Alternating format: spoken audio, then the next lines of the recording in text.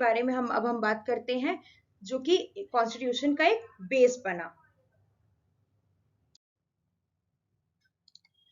अब हम बात करेंगे कंपनी रूल की, जो कि 1753 से लेकर 1858 तक रहा। जिसमें सबसे पहला एक्ट था वो था रेगुलेटिंग एक्ट 1753 आया। कॉन्स्टिट्यूशन की बात करें तो इसके 3 मेन कॉन्स्टिट्यूशनल इंपॉर्टेंस है। सबसे पहला ये है कि फर्स्ट स्टेप था ब्रिटिश गवर्नमेंट को कंट्रोल और regulate east India company affairs in India. पहली बार कंपनी के पॉलिटिकल और एडमिनिस्ट्रेटिव फंक्शंस को रिकॉग्नाइज किया गया। और तीसरा, फाउंडेशन रखी गई सेंट्रल एडमिनिस्ट्रेशन की इंडिया में। की फीचर्स की बात करें इस एक्ट की, तो सबसे पहला था governor general of Bengal. Governor of Bengal को बनाया गया गवर्नर जनरल ऑफ बंगाल। उसको असिस्ट करने के लिए एक एग्जीक्यूटिव काउंसिल ऑफ 4 मेंबर्स बनाई गई। फर्स्ट गवर्नर जनरल रहे Lord Warren Hastings. Next feature है वो है सब ऑर्डिनेट ऑफ प्रेसिडेंसीज। बॉम्बे और मद्रास के गवर्नर्स को बनाया गया subordinate to governor general of Bengal. पहले तीनों प्रेसिडेंसीज इंडिपेंडेंट हुआ करती थी।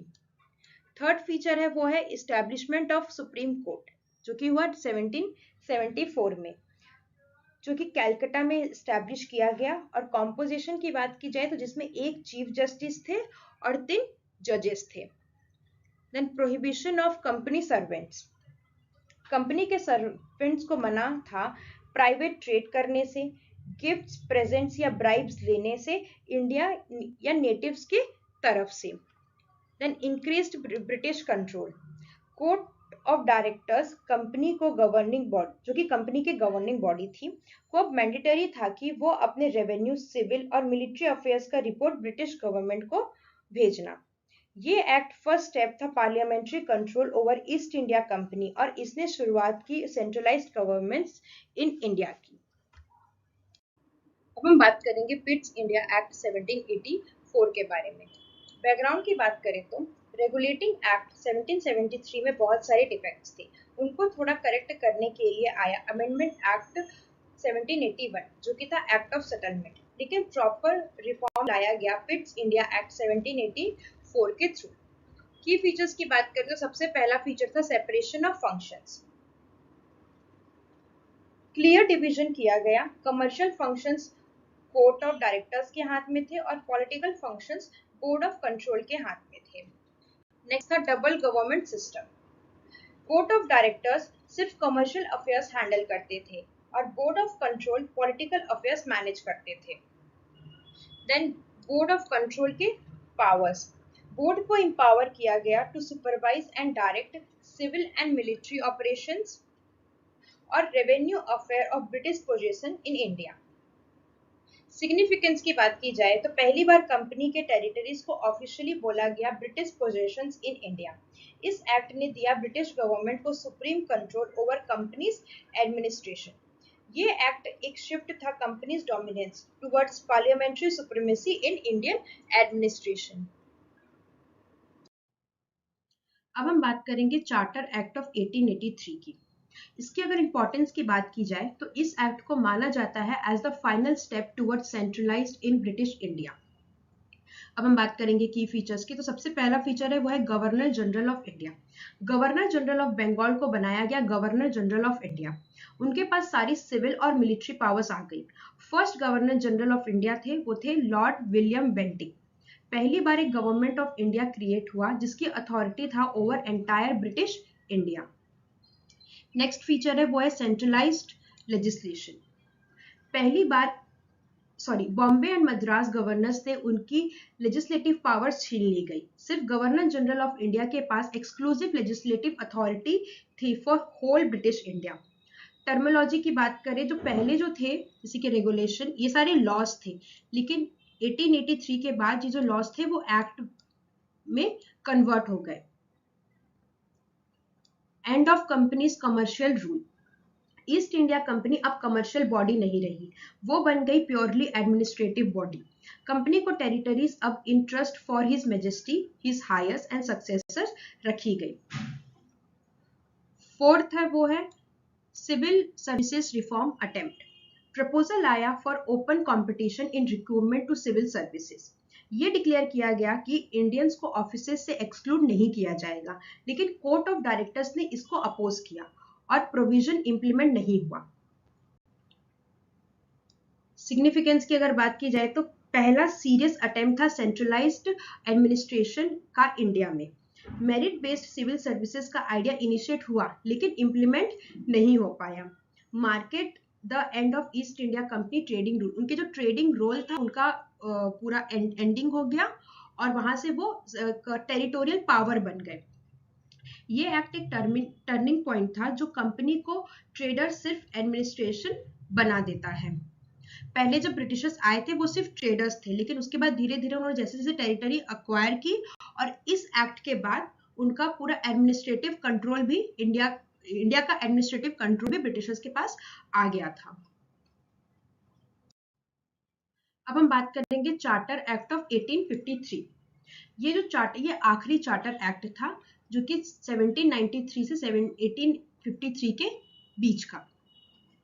ये कॉन्स्टिट्यूशनल लैंडमार्क माना जाता है। की फीचर्स की बात करें तो सबसे पहला है सेपरेशन ऑफ फंक्शंस। पहली बार गवर्नर जनरल काउंसिल के लेजिस्लेटिव एंड एग्जीक्यूटिव फंक्शन से अलग किए गए। 6 न्यू लेजिस्लेटिव काउंसिल्स ऐड हुए, बना Indian central legislative council. Legislative council एक मिनी पार्लियामेंट की तरह वर्क करती थी, following British parliamentary procedures. Law making को एक डिस्टिंक्ट फंक्शन माना गया जिसमें स्पेशल प्रोसेस जरूरी था। सेकेंड है वो है civil services reform. Open competition system introduce किया गया और recruitment to civil services. Indians के लिए भी कन्वेंटेड सिविल सर्विसेज ओपन हुई। मैक्वेली कमिटी 1854 में अपॉइंट हुई इसके इम्प्लीमेंटेशन के लिए। थर्ड है वो है companies rule. East India company का रूल एक्सटेंड किया गया, लेकिन इस बार फिक्स्ड पीरियड मेंशन नहीं हुआ जैसे पहले चार्टर एक्ट्स में होता था। टेरिटरीज अब in trust for the British crown रखी गई। क्लियर इंडिकेशन था कि पार्लियामेंट चाहे तो कभी भी कंपनी रूल खत्म कर सकती है। Then we have local representation. पहली बार लोकल रिप्रेजेंटेशन इंट्रोड्यूस हुई लेजिस्लेटिव काउंसिल में। 6 न्यू मेंबर्स में से 4 प्रोविंशियल गवर्नमेंट्स जो कि मद्रास, बॉम्बे, बंगाल एंड आगरा द्वारा नॉमिनेट किए गए। सिग्निफिकेंस की अगर बात की जाए तो पहला स्टेप था towards representative institutions in India, led the foundation of Indian legislative council system. British parliament का कंट्रोल ओवर कंपनी और स्ट्रॉन्ग हो गया। इसने फोरशैडो किया एंड ऑफ कंपनी रूल को।